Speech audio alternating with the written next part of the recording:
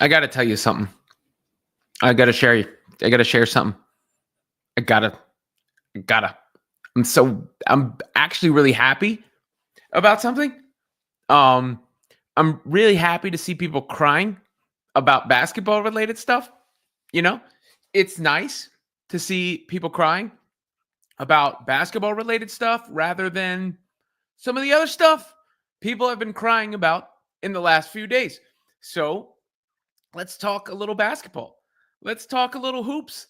Let's talk the final play of the Fever game against the Dream and the rest of the game. And I got news for you. I've been, most associated with basketball over every sport my entire career, right? Like I covered general sports, did general sports talk shows, covered, every sport in New York, covered every sport nationally, but I was always known as a basketball guy because it's my favorite sport.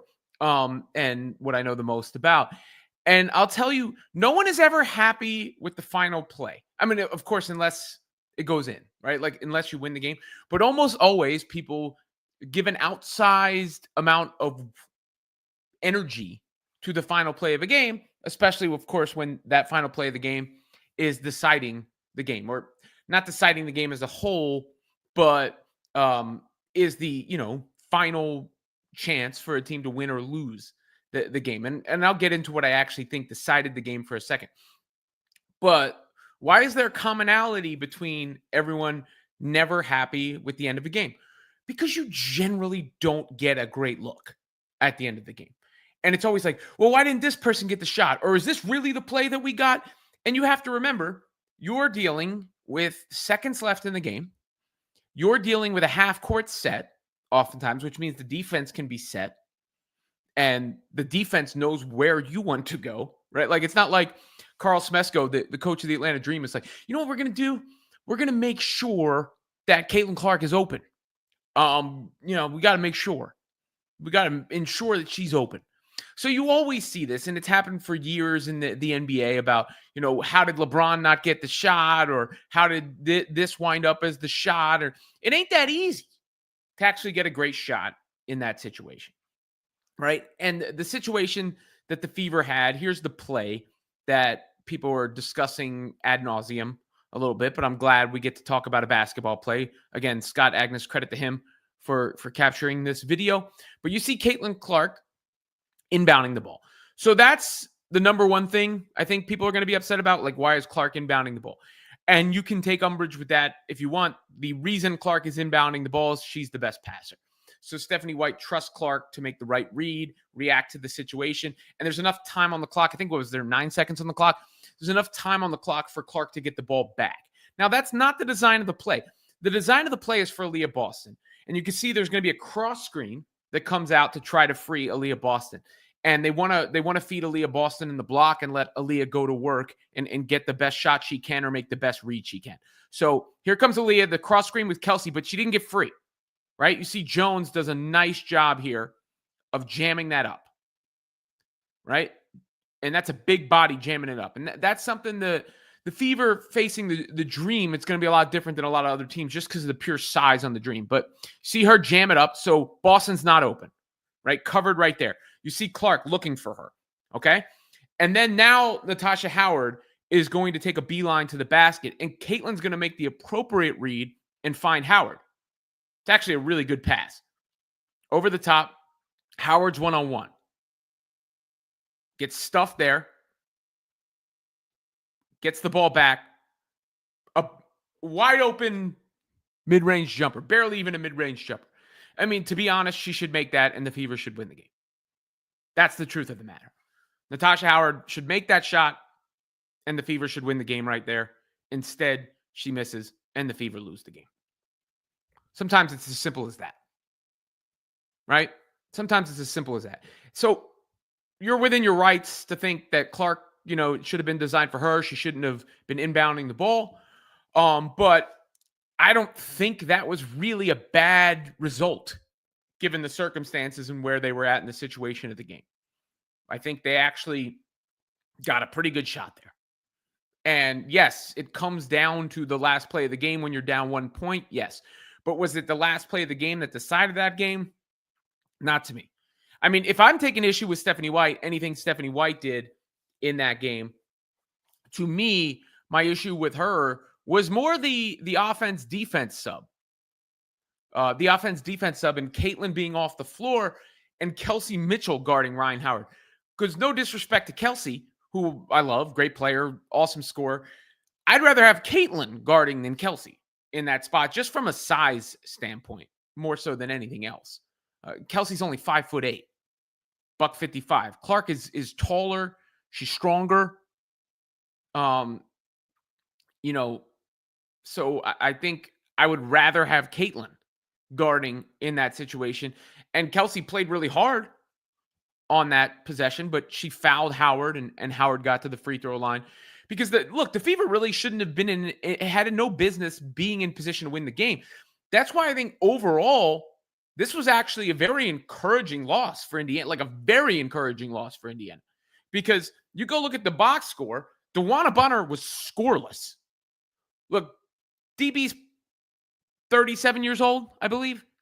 She's going to not have it on some nights versus other nights. That's just the nature of being at that stage phase in a career.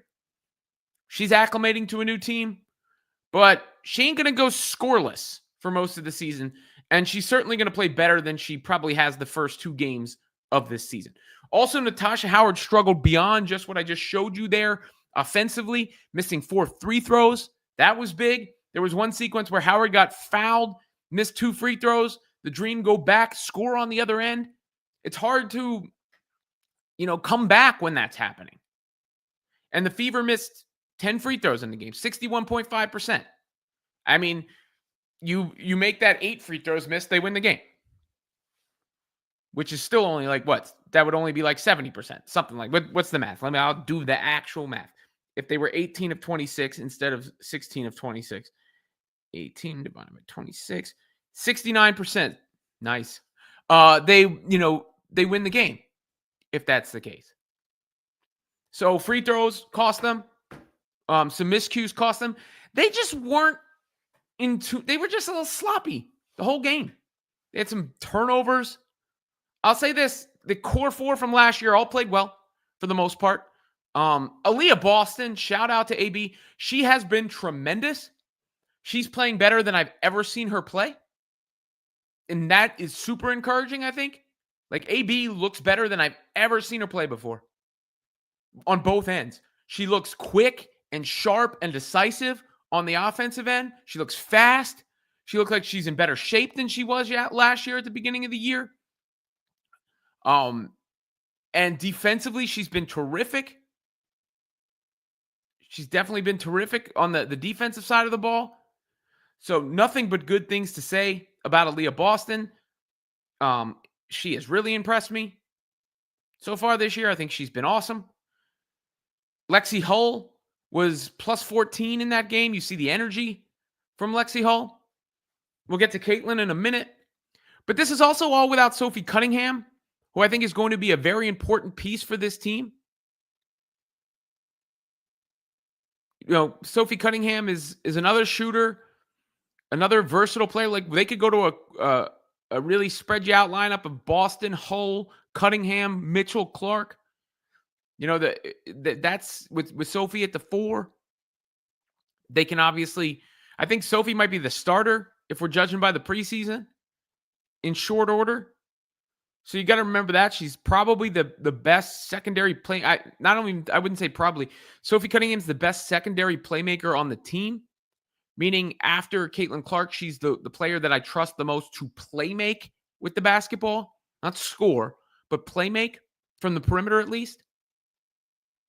So all in all, those were the sort of things that I think cost the Fever. They got beat on the boards, but Atlanta's a good team. And Atlanta's a unique matchup. And shout out to Atlanta's coach. I think he's good from what I've seen. Smesko. He's got them playing like a modern basketball team. And the Brianna Jones and Brittany Griner combination is working better than I thought it would so far this year. That's a lot of combined size on the block there. With Griner's height and Jones's mass. A lot to deal with. So they're going to beat most teams on the boards as a result of that. I mean, those two combined for 21 rebounds. Fever had 32 as a whole.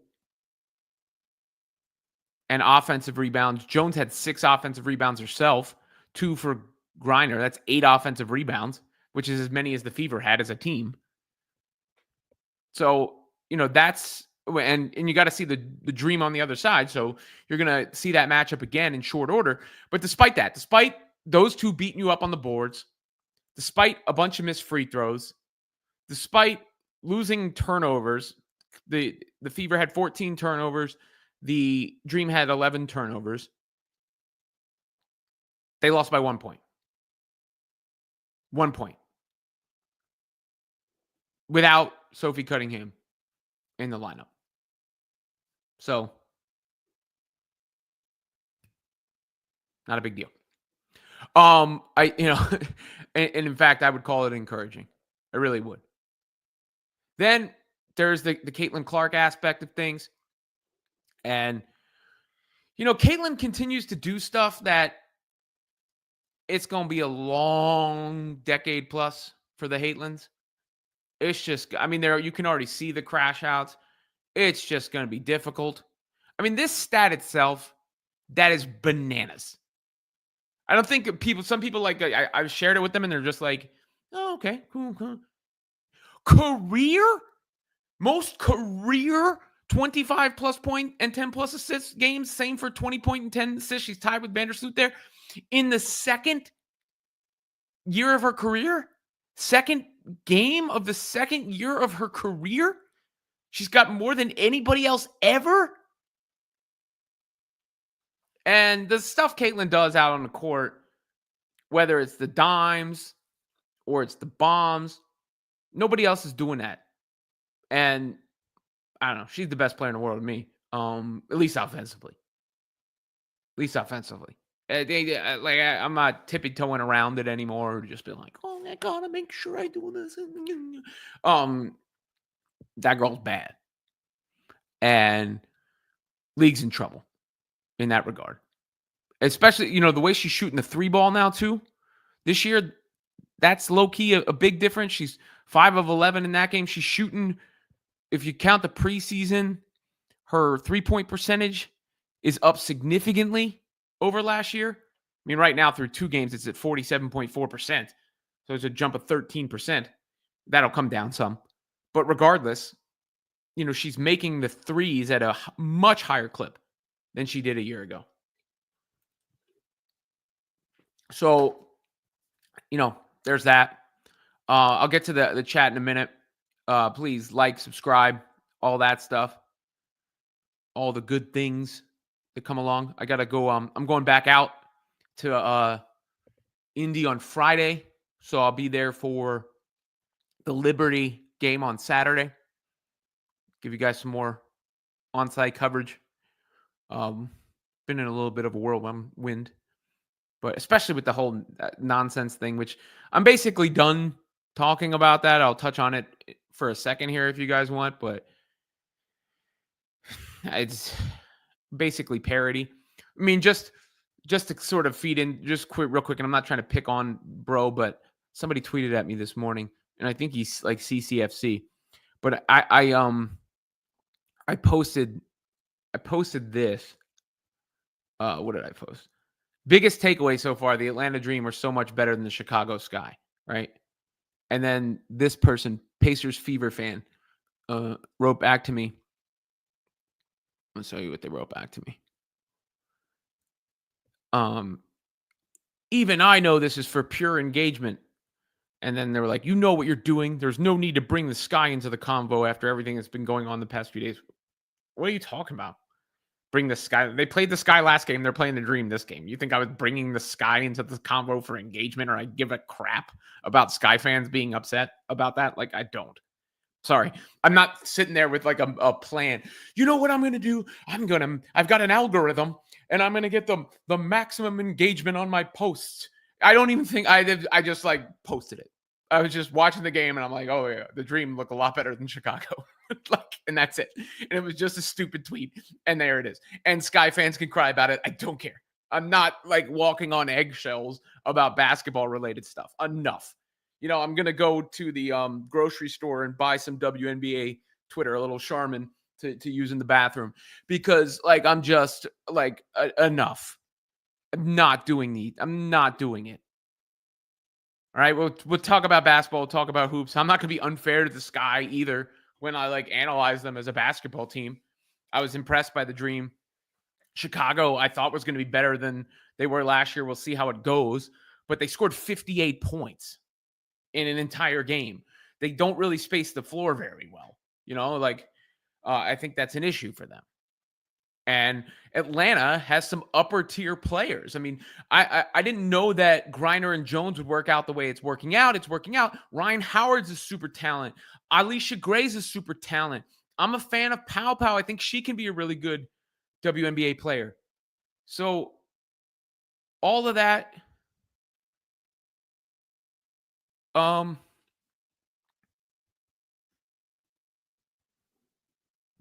of that is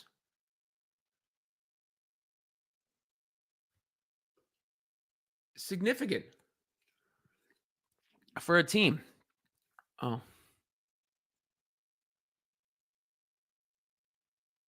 hold on one second. Sophie Cunningham just posted a statement after practice. I hadn't covered this whole thing, but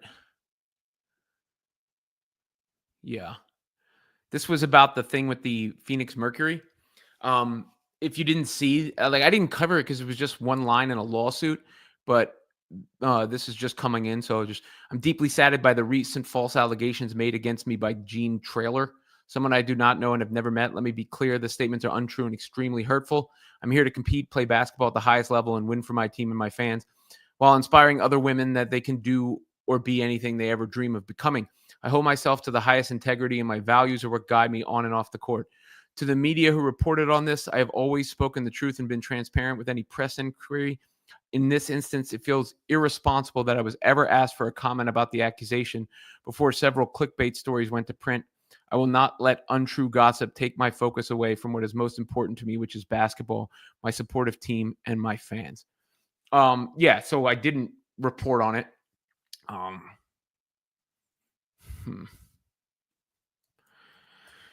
wonder now what to do about that.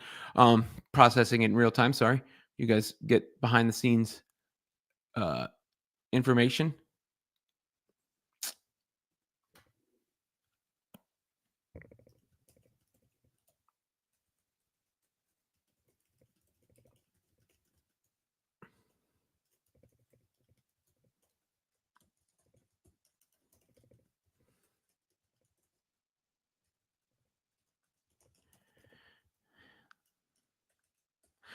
But I want Sophie back on the basketball court, you know.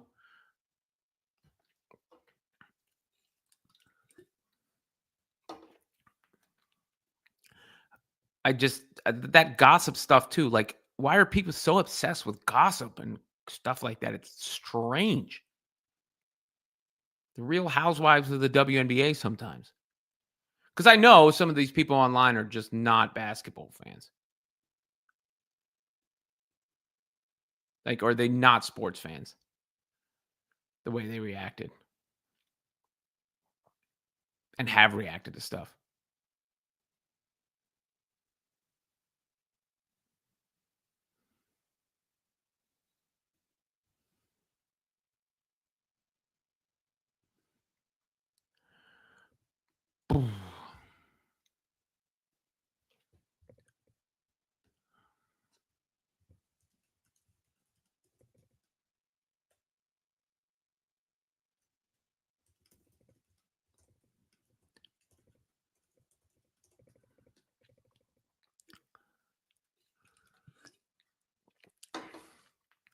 Let's go to the super chats right now. Super chats, member chats, go first.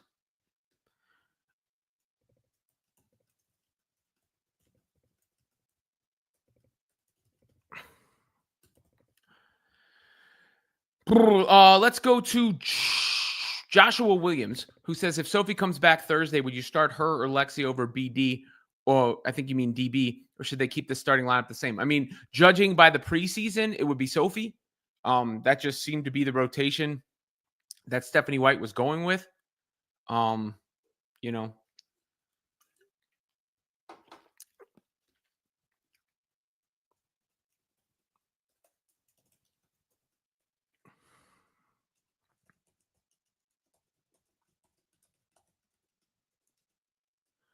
that is what she did in that game, and it was surprising to me when Sophie. I think she started the game against Brazil, right? So that would be my guess. I do believe Lexi's energy is very valuable off the bench as well. Kevin Zwicker says I'm heartbroken. The fever.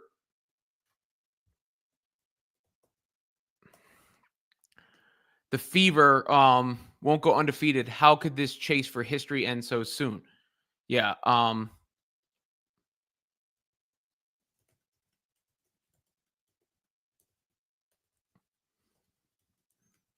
It is tough because the fever are not going to go undefeated. It is a fact that the fever are not going to go undefeated now. You know how many people took that seriously in my video last night, by the way? I opened it saying like their undefeated season was over, and so many people like wrote that um oh, how could you think they were going to go undefeated? Like sarcasm.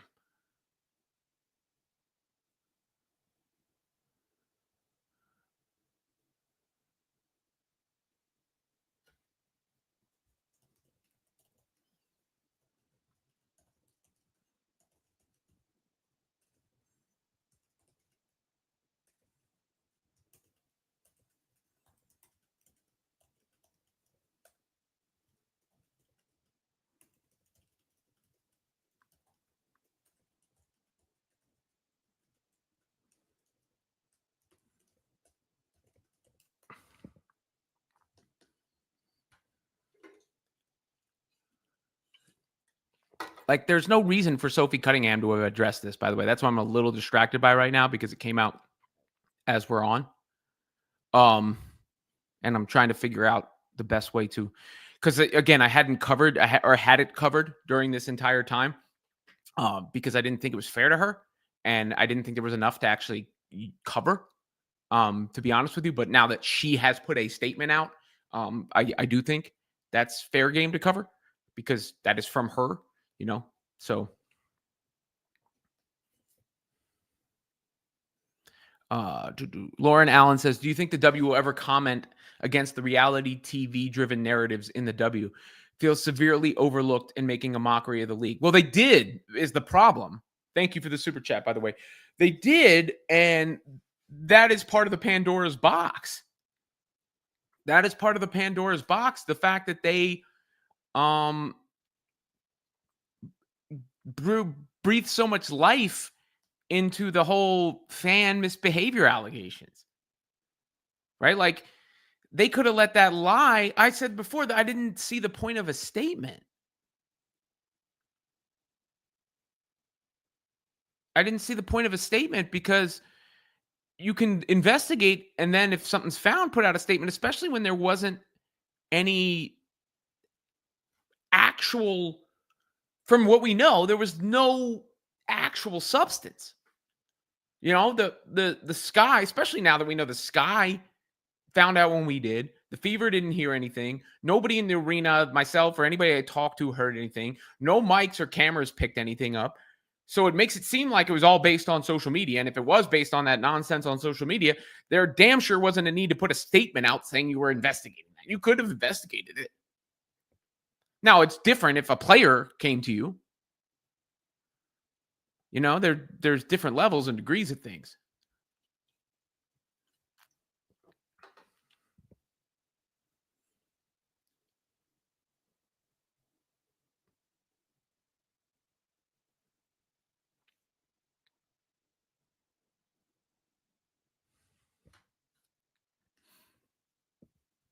Different levels and degrees of things.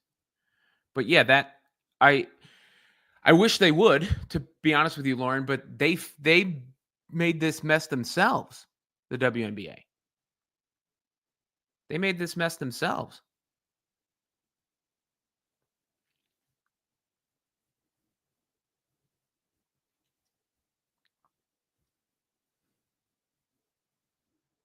See, Mark Gundy says Stephanie isn't the coaching upgrade we'd hoped for. I disagree. She got her challenges right in the first half. She carries herself a certain way. She's respected by her players, but these are the types of comments I at least like to see. Those are the type of overreactions I like to see rather than the reality TV driven narratives that Lauren issued. I mean, and that's all. One more thing on that. That's all the mainstream media's fault too. It's not just the WNBA, it's ESPN's fault. ESPN be running with this stuff like it's true and gospel and programming around it, and it's embarrassing. Or anybody that's doing it with any like lack of journalistic ethics or integrity to just like run as if it's true, program around it, talk around it as if it's true without actually probing into the allegations or, people not asking direct questions. What did you see? What did you hear? Or using any of the publicly available information. And Lauren says, just wanted them to speak against it, not bring it to life. Also, your opinion of lack of subs in the game last night. Well, I think the lack of Sophie plays into that. Sophie not being there is an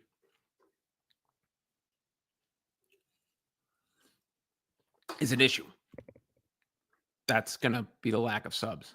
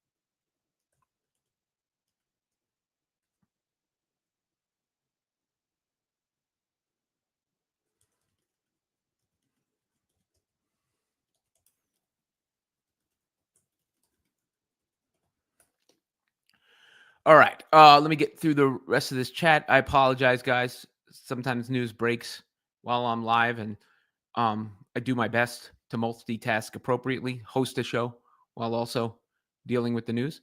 But you deserve my full focus whenever I'm actually in here with you. So I do want to apologize for that. I think needs to be a new WNBA CEO and senior leadership who are experienced in modern professional sports and separated from what appears to be inexperienced leadership susceptible to social media. It goes back to last year.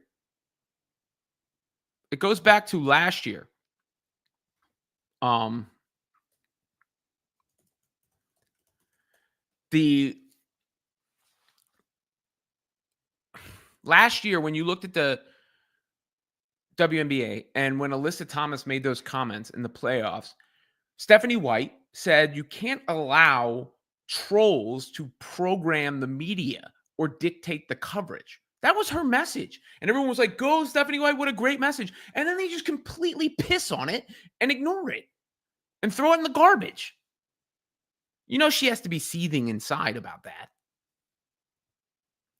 Joshua Williams, after coming off such a high note with a big win, why do you think the Fever came into this game with such a noticeable lack of energy to this game?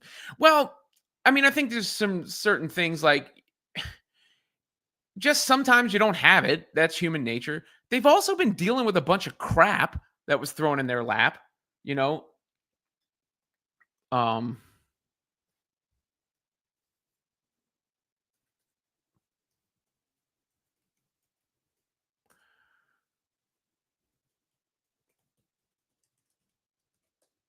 they had a bunch of crap in their lap. So they're on a high with the Sky game.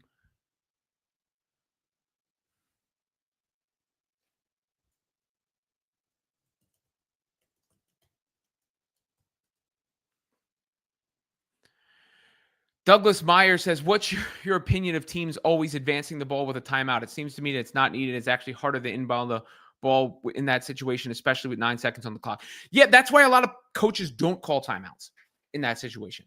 And then it's one of those like damned if you do, damned if you don't. And thank you for the very generous super chat. It's one of those damned if you do, damned if you don't situations because, um, you know,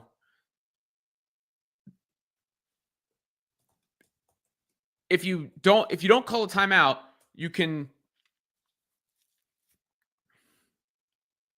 you can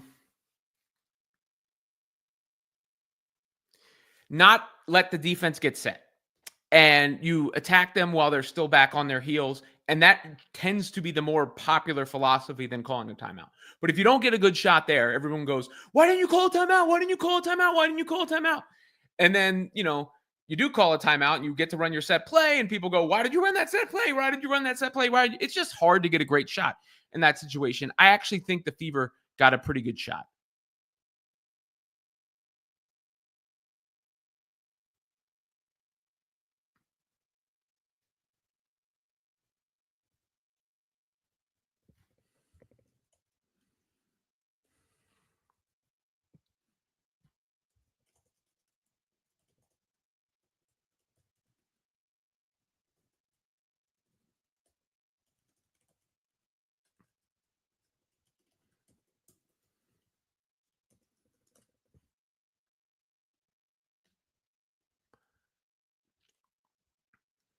They actually got a pretty good shot in that situation.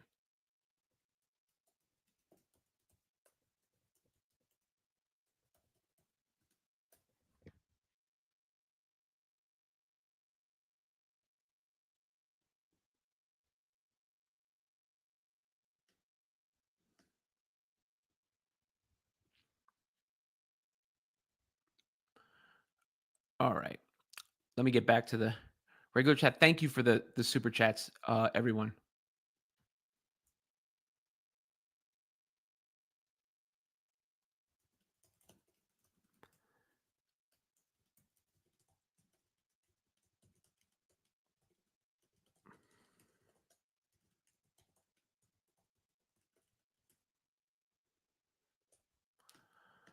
Ooh.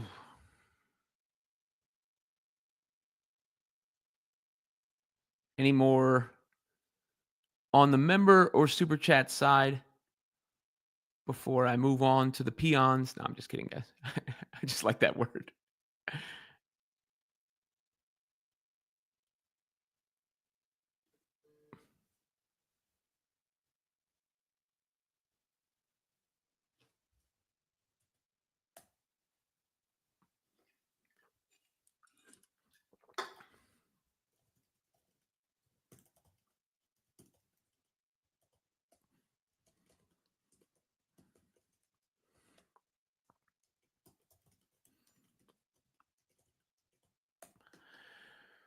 Ooh. I feel bad for Sophie Cunningham, by the way, while I'm processing this because it's the culture of the modern media, right? Where like these sensations. Trust me, I know almost better than anybody. The this ability to get like clicks is good for profit and good for business, and to a degree that's fine. But then like the second there's anything salacious, people run with it and throw it out there. And again, I've seen that stuff over the last couple of days, and I deliberately didn't publish it because I read what it was. It was like one line in a suit from somebody saying something, and there was no actual meat or no reason to cover it. And now the poor girl's got to address it. Woman, I guess I should say, has to address it because so many outlets did run with it. I almost think she still would have been better off not saying anything, but it I guess I understand why she felt like she had to.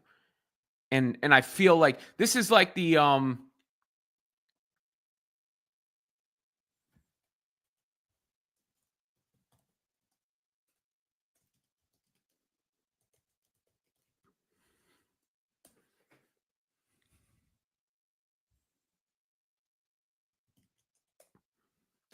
this is like the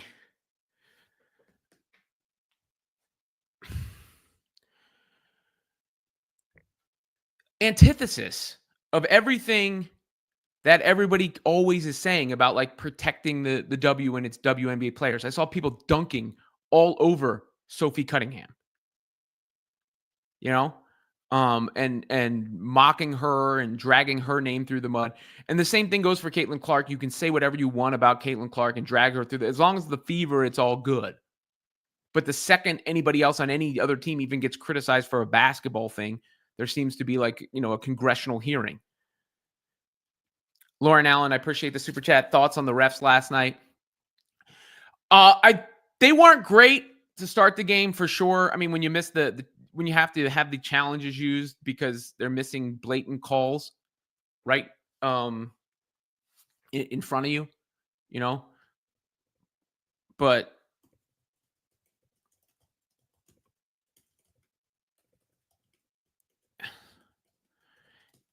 I didn't think they were that bad in the second half. In the second half, I didn't think they were that bad. And I guess I want to put it this way. I don't think the refs determined the game, right? Like there was a couple calls that, it got choppy. The refs can always be better, but I didn't come away from that game thinking the Fever lost that game because of the refs. So I guess that would be my overarching thoughts on it.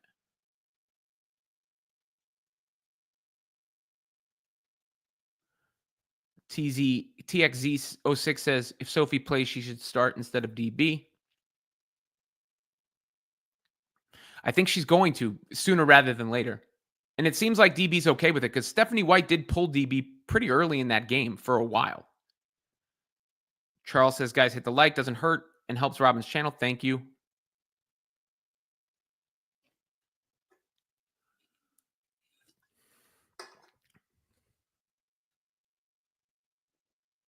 Diana Noble says, things in the W are reflecting the nature of society as a whole these days. It's kind of true. It's broken.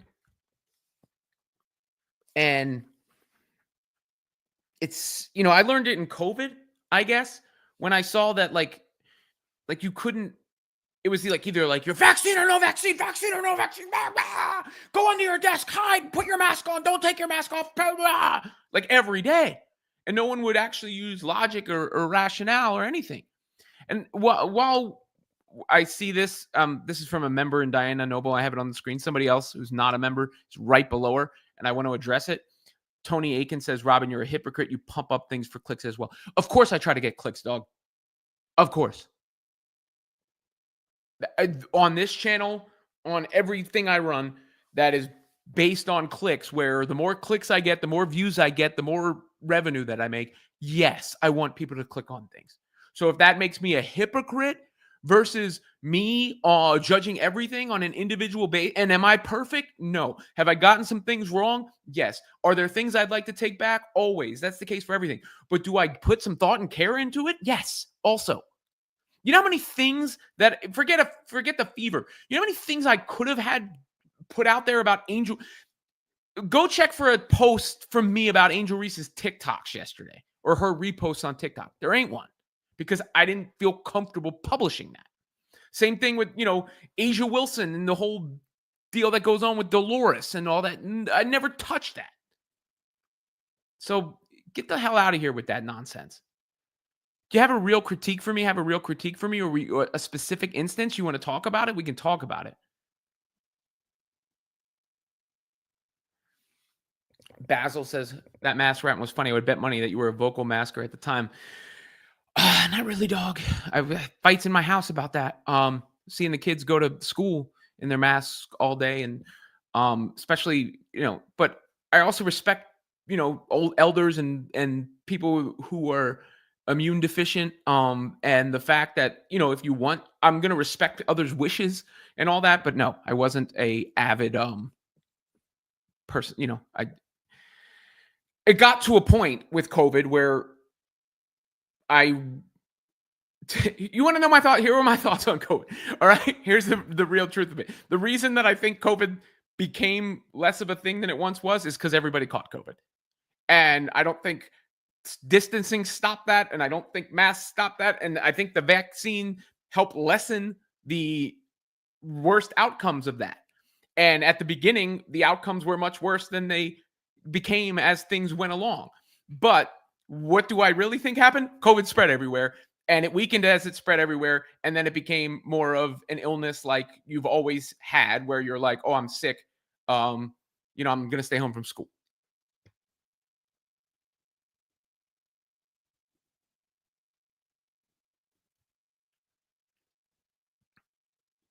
Erlinga says Timpson has to play more than Turner for the ring. We'll see. I mean, she's still a rookie. Let's remember Timpson is a rookie, so they'll bring her along.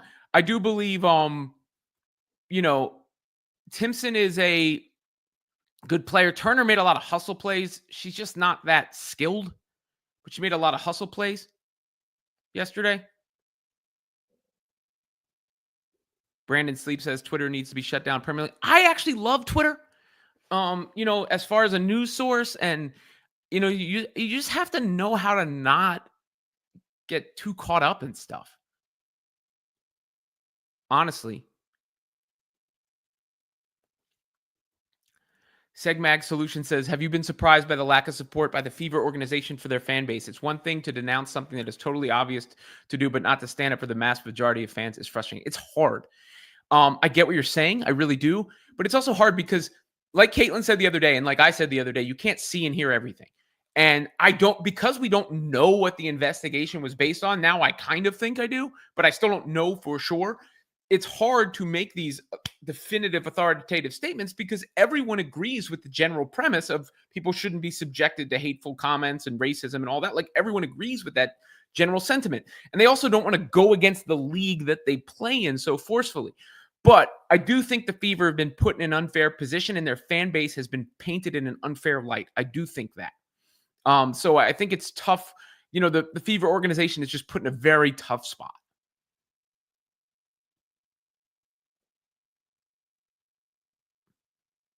Put in a very tough spot.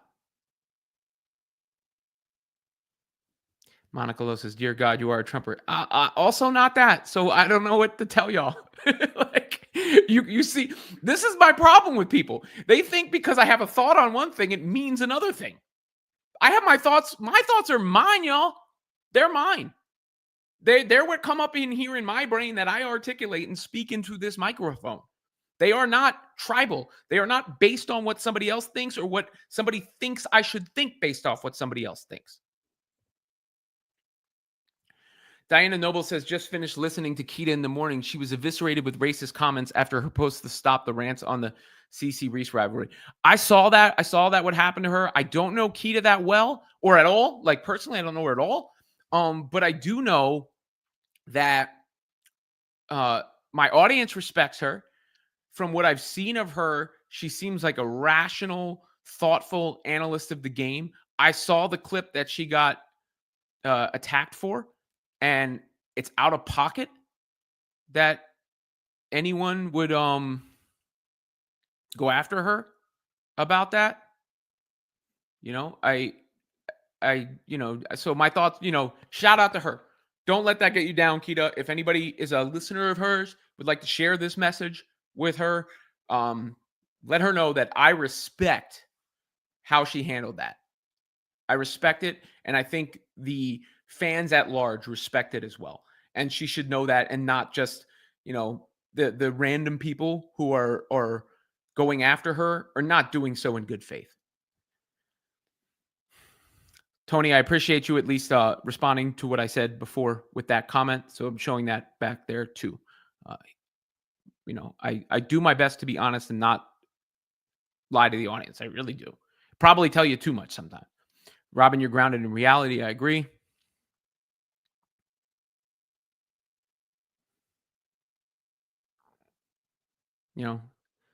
People, they think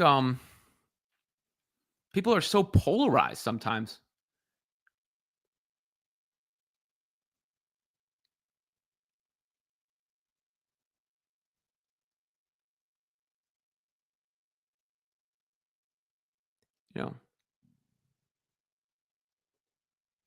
I'm trying to get through these. There's a lot of comments, guys. So I do my best. That's why I say member chats and super chats go first, and I appreciate all the chats that I've gotten. Thank you to everybody who has sent in the super chats. It is very much appreciated. But it's not even just like it's appreciated, but it does make it easier for me to sort through. And I agree with where was this person who uh this person said people need to go outside and breathe fresh air. That's always a good example. A good thing. Breathe. Just breathe. I try to remind myself of that often. Mike Hall says Kita is the most level-headed, unbiased Sky fan out there. She seems very level-headed. And you know what? This is also like, let me also address Sky. I guarantee you, Sky fans at large are not the same as the Sky fans you see online. You got to remember that too. Right? Like when the United Center is filled up and there's a bunch of people cheering for the Sky, most of them are not doing that manipulative bull or crying online. Most of them, the vast majority of them are not. So I refuse to paint just like the other way around. Don't want to paint people with broad brushstrokes.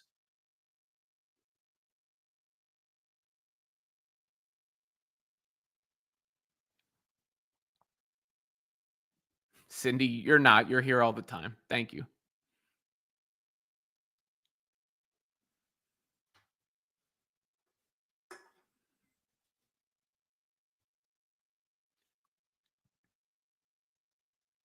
You know, with all the like some political stuff that's wound up in the chat, like you know how far away from that I am right now. I don't even like. I became what's the Big Lebowski where they're like, I'm a nihilist. Uh, Stavros, it should be in the YouTube chat somewhere. Somebody else can probably help you out, but I appreciate. I'll DM you after the fact once I find the correct link.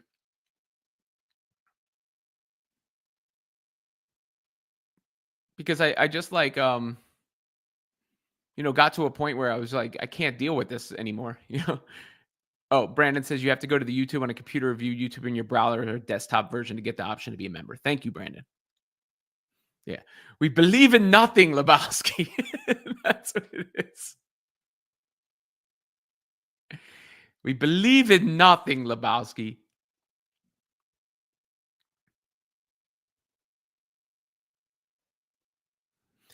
And this is the problem. That's why you can't program based off online. Like a lot of those people are not necessarily. I mean, maybe they're Sky fans, but they're not representative of the Sky fan base as a whole.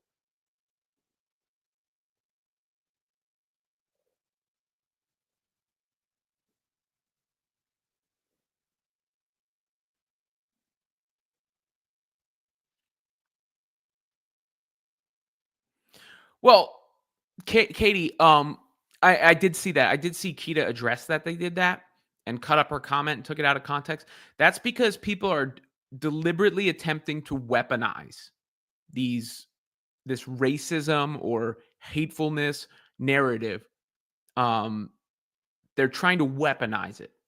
So remember that too. That's why like I'm gonna stand on business because I know who I am. I know what I'm about, and I know like I'm sorry, like I'm done with bullshit. I'm not dealing with bullshit.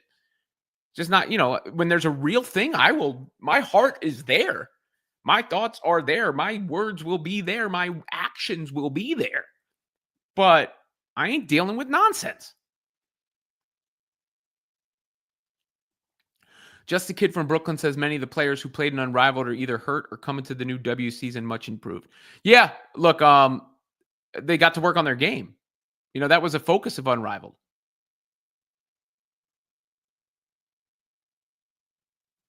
That was a focus of Unrivaled.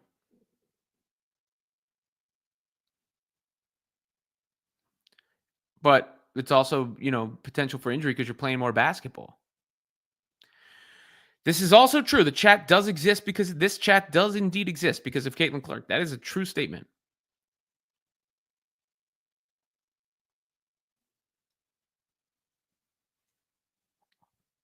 But, all right, guys.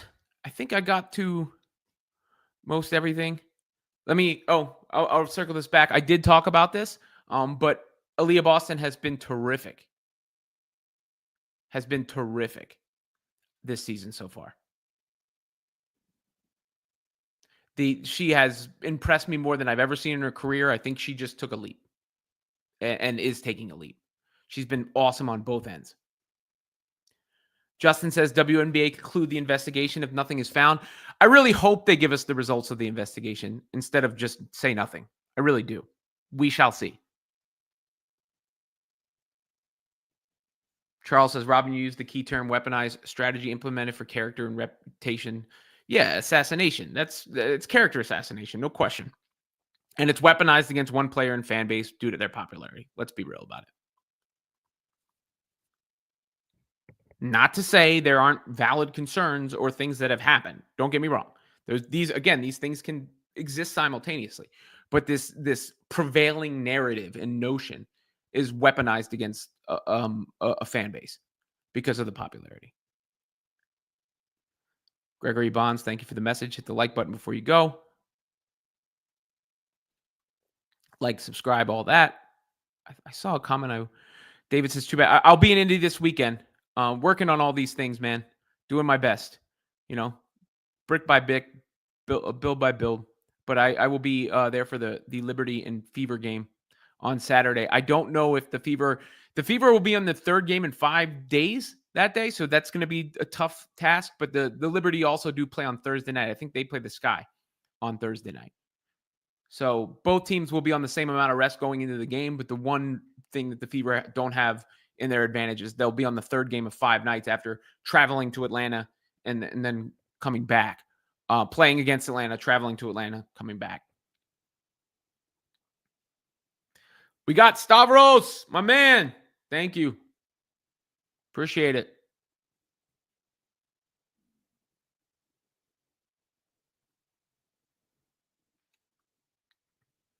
Yeah, I was there last weekend, David. You can check out my feed for some stuff, but I'll be there on Saturday as well. And until I up and relocate the entire family, I will be there at points throughout the season, doing my best on my own dime, by the way. So you got to remember that part of it too. Bobby Yu says, I've been saying since the Olympic break last year, Caitlin Clark is the best player in the WNBA, and by the end of this year, she will be the GOAT, assuming health. Yeah, I think that is true. I think she's the best player now, at least offensively. Stavros with his first member chat. I said members and super chats go first. I'm a member now, so it's over for everybody.